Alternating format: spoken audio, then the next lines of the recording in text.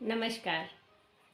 मैं आरती Singh self healing के इस YouTube चैनल पर आप सबका बहुत बहुत स्वागत करती हूँ।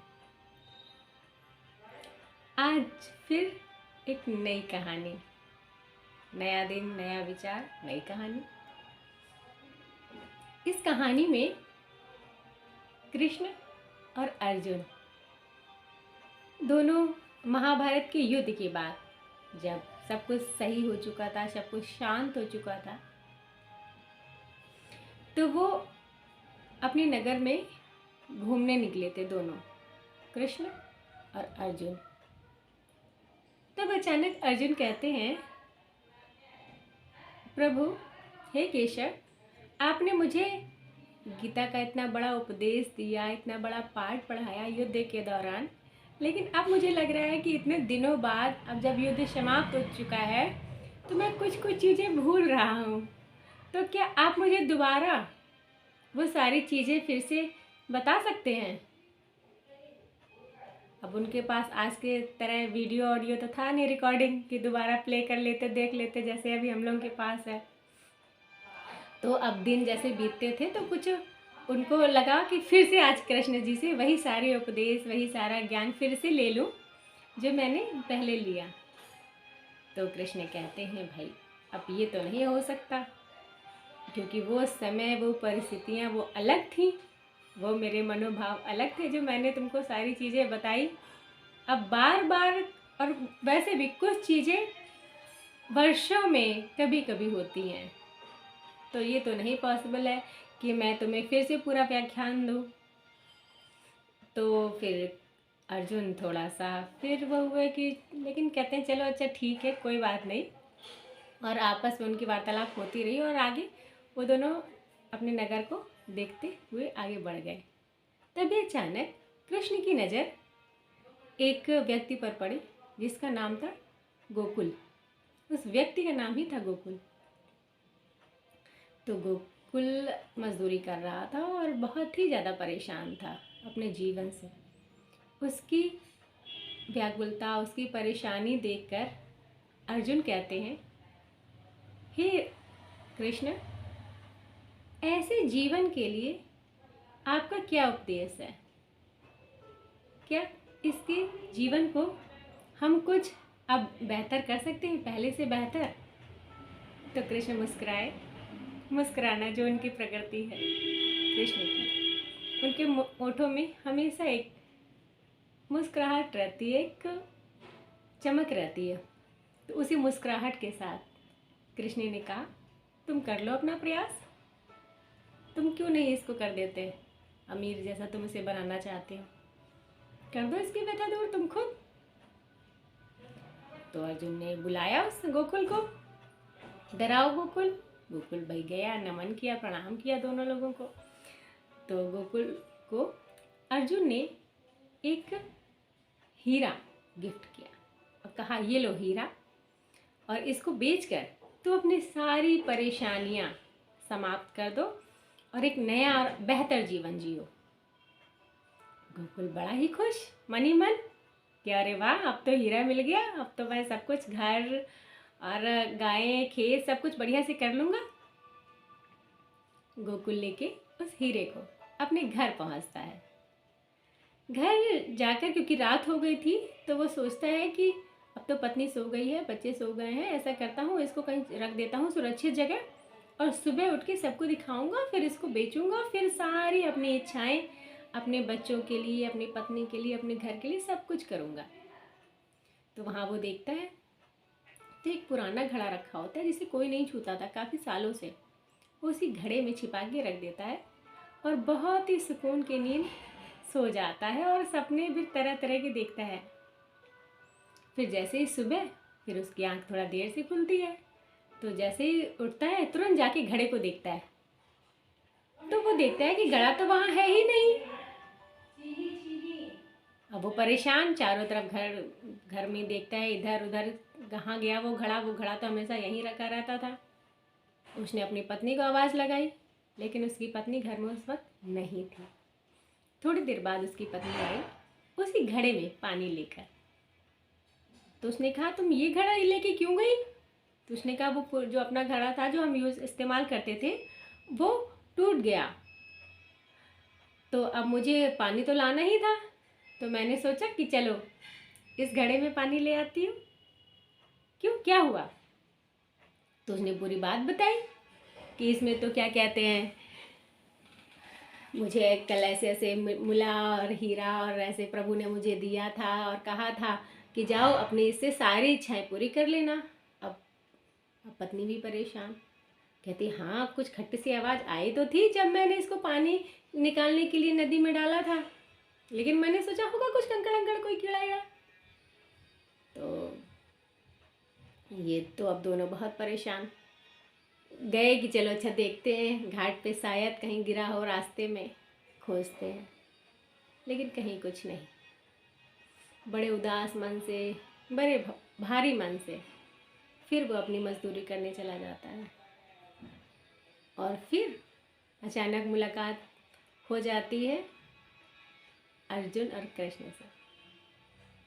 कृष्ण अर्जुन की तरफ, कह रहे ये क्या हुआ, तुमने तो कल इसको हीरा दिया था, और उसी व्यंग्यात्मक मुस्कान के साथ, तुमने हीरा दिया था, क्या हुआ इसको, तो इसकी परिस्थिति आज भी वैसे ही लग रही है, मुझे नहीं लग रहा कि इसने हीरे का सही इस्तेमाल किया।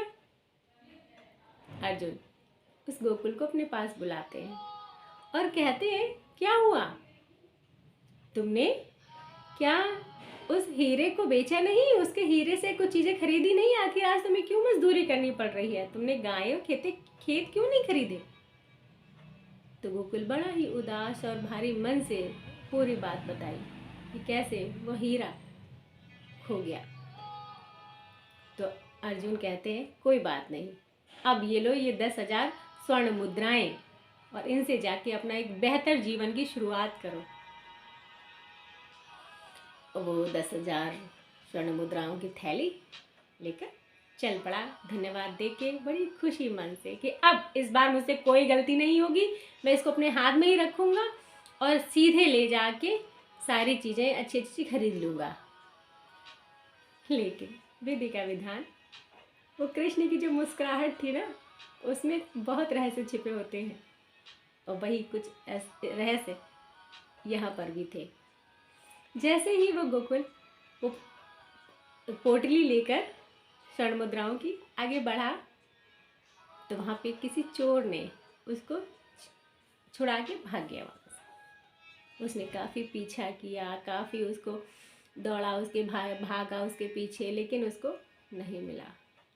अब वो बहुत ज़्यादा परेशान अपने विधि के विधान को कोसते हुए अपने घर पहुंचा कि शायद मेरी किस्मत में ही नहीं, मुझे आगे से आके प्रभु हर चीज़ दे रहे हैं, लेकिन पता नहीं शायद मेरे भाग्य, शायद मेरे पुनर्जन्म के कुछ कर्म जो मुझे बेहतर जीवन नहीं जीने दे रहे हैं, शायद बस इसी उससे फिर आखिर कि चलो ठीक है, अब जो जीवन मिला है उसको ही जीते हैं, क्या करें, वैसे ही रहते।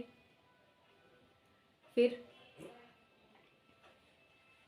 तीसरा दिन, अगले दिन फिर उसकी मुलाकात कृष्ण और अर्जुन से। तो फिर वही कृष्ण की व्यंग्यात्मक मुस्कान कि आज तो फिर तुम्हारा ये भक्त, तुम्हारी प्रजा का एक मुख्य व्यक्ति जो तुम्हें बहुत ही प्रिय है, आज ये फिर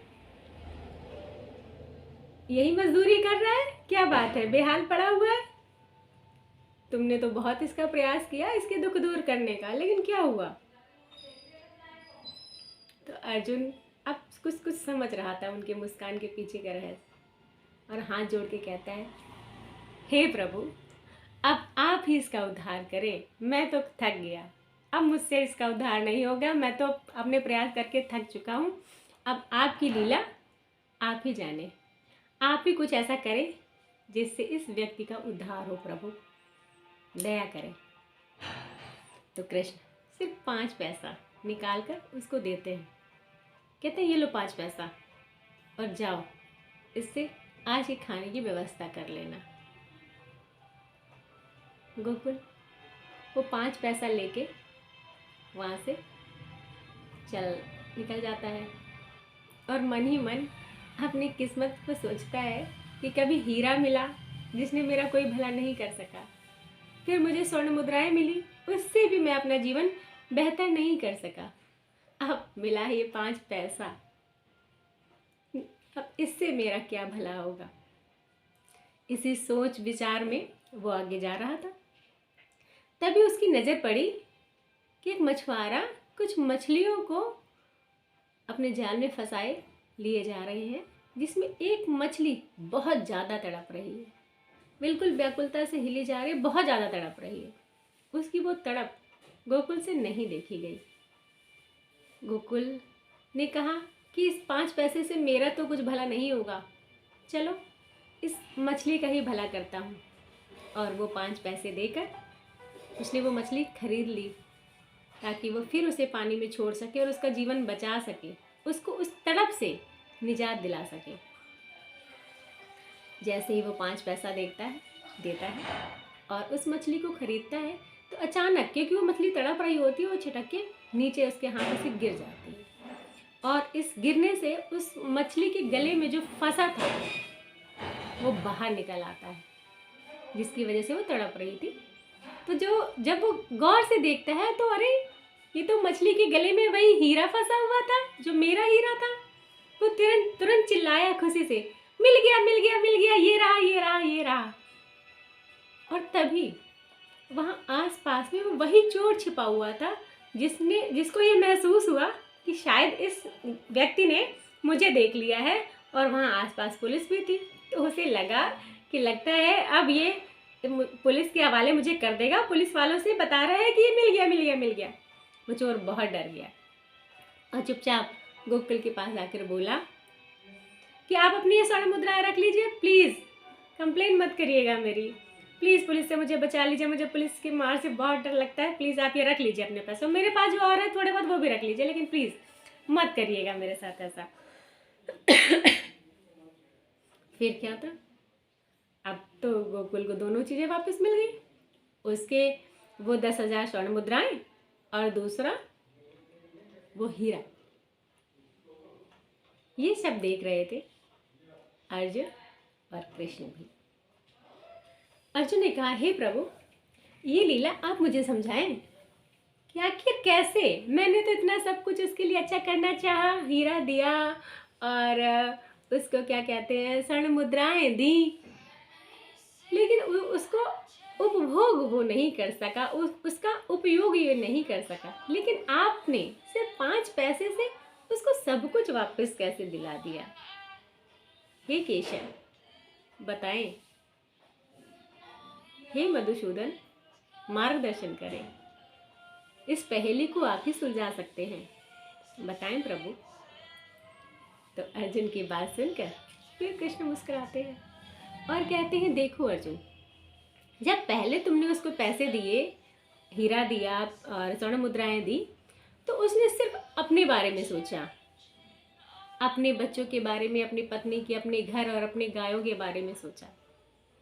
लेकिन जब मैंने वो 5 पैसा दिया तो उसने उस मछली के बारे में सोचा, किसी और के बारे में सोचा, किसी दूसरे जीव के बारे में सोचा।